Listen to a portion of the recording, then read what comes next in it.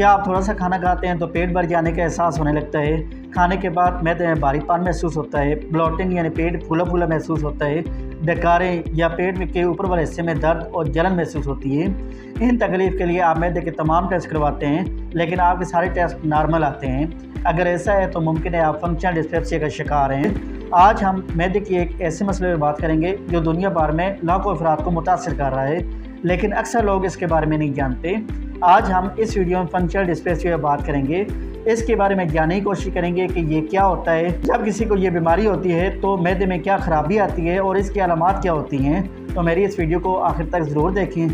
जब हम खाना खाते हैं तो खुराक हमारे मुंह से खुराक की नाली के ज़रिए मैदे में पहुँचती है। तो यहाँ पर मैदे के 3 अहम काम होते हैं। जब खाना इसमें दाखिल होता है तो मैदा खुद ब खुद फैलना शुरू हो जाता है ताकि ज़्यादा से ज़्यादा मिकदार में खुराक को अपने अंदर स्टोर कर सके। दूसरा काम खुराक को हज़म करना।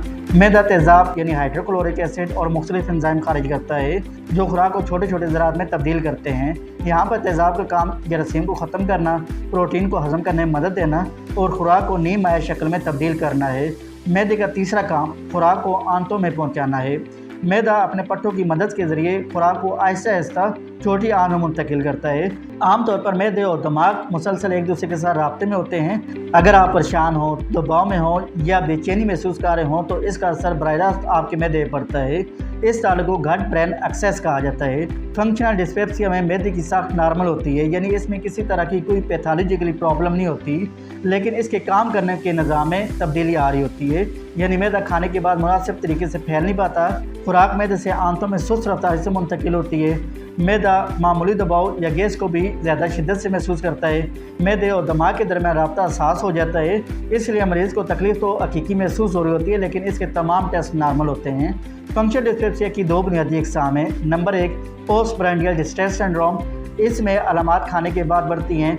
मसलन थोड़ा खाने पर पेट फूल जाता है, खाने के बाद भारीपन महसूस होता है, उफारा, मतली वगैरह इसकी कॉमन अलामात हैं। इसकी दूसरी किस्म एपिगैस्ट्रिक पेन सिंड्रोम है। इसमें पेट के ऊपर वाले हिस्से में यानी दरमियान में शदीद दर्द और जलन नुमाया होती है। कुछ अफराद में ये दोनों अक़साम एक साथ पाई जा सकती हैं। अगर इसकी वजूहात की बात करें तो ज़हनी दबाव, एंग्जाइटी, डिप्रेशन, नींद की कमी, बेकायदा खाने के औकात, जल्दी खाना, तम्बाकू नोशी, ज़्यादा चिकनाई वाली ग़िज़ाएँ, पेन किलर अद्वियात का बेजा इस्तेमाल, एच पाइलोरी इन्फेक्शन, वायरल या बैक्टीरिया इन्फेक्शन के बाद भी मैदे की हसासियत बढ़ जाती है।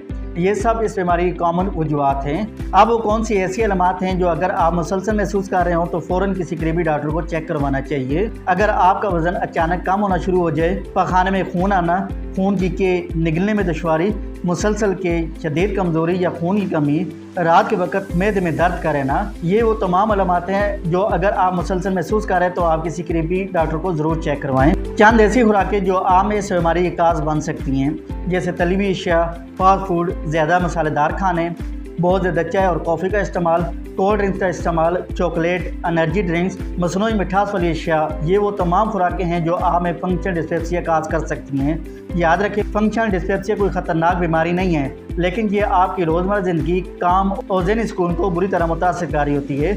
अगर आपको भी खाने के बाद मैदे में भारीपन, जल्दी पेट भर जाने, ब्लोटिंग और मैदे में मुसलसल बेचैनी महसूस होती है तो इसका खुद इलाज करने की बजाय आप किसी करीबी मौलिक से ज़रूर मशवरा करें।